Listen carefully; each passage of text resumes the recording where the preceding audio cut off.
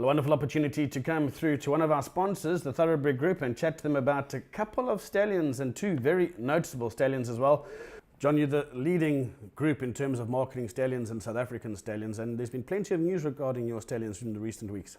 Yeah, we get news every day, Grant, of some new connection to something or other. Just yesterday I got news of a horse very similarly bred to King's Apostle, i.e. by King's Best out of a Sadler's Wells line mare, who opened his account as a freshman sire in England.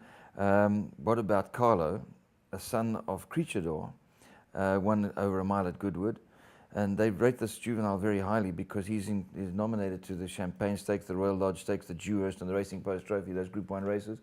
So they're taking him very seriously, and it's very exciting for King's Apostle. You know, Trippy had 5 winners on the last weekend on combined stats, both South Africa and America.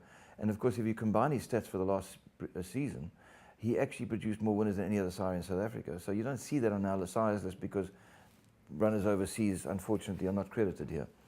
Give Me the Green Light Baby's getting rave reports. He's a very exciting sire.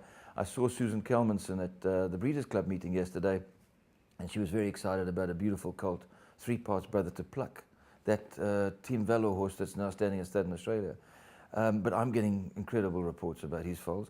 And of course, Philanthropist. I get Gary Player's Farm call me this morning. They've had a Philanthropist colt. Mary Ann says it's one of the nicest foals she's ever seen. He is so strong that he was up and running around within 30 minutes of being born, and it's incredible. But she said he's clean, good-looking, handsome, got good legs, very well made, everything in the right place, flashy, quality horse. And of course, Drakenstein, you all saw that foal on Drakenstein's open day out of TikTok, that filly of Gaynors that won 5 races and was second, Captain L filly, who was second in the Guineas, the filly's Guineas. And you know, Rebel King. He finished last season with the highest number of first season winners, and he's already leading sire of second season sire this year. He's had 3 in the last 3 weeks. So it's all looking very good. He did very well at the 2-year-old sale, Rebel King, as well, averaging 140,000 Rand off a nominal or minimal nomination in terms of a stallion fee. 14 times his service fee return, and the breeders are lining up for him this year. We're very excited. John, it's nice to have a syndicate that's really backed by some heavyweights as well. Tell us how Philanthropist came to be bought, obviously the partners that are involved there. Look, he's a champion sire in Canada and got a champion in his first crop. This horse, Pender Harbour, who was a champion 3-year-old. And Bill Oppenheim rates him on his Apex ratings. You know, you've got this, Bill Oppenheim does this incredibly complicated exercise, but he puts him up above Galileo in terms of performance. Now, he said, we asked Bill for a quote on the horse because he put him 6th in the North American ratings. And he said, Philanthropist has been a real standout. He's 3.81 A runner index and 2.44 ABC runner index mark him as a leading sire not just in Ontario, but in all of North America, as does his 7.78% percentage of A runners. He's a big guy in South Africa, no doubt about it. Comments like that, enough, you know. And when you're getting beautiful foals like he's getting, it's very positive. One thing about Philanthropist is that he's a proven stallion. His stats show that he upgrades his mares, which is always a decent thing when actually supporting a stallion, isn't it? He has indeed. He was a very expensive horse, you know. So, of course, all the might of Drakenstein, Klavervlei and Highlands got together to secure the horse initially. And then all the other leading breeders in South Africa joined in. So he's owned by the people that really know how to make stallions.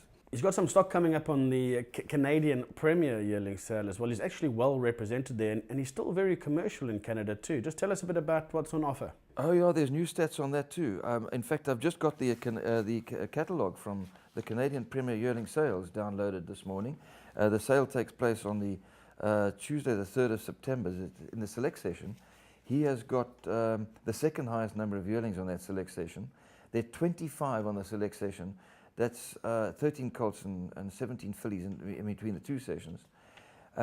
There's full sisters to stakes winners, Barrett's Time, a 3 parts brother to the champion Pender Harbour. There's 6 half brothers and sisters to stakes winners.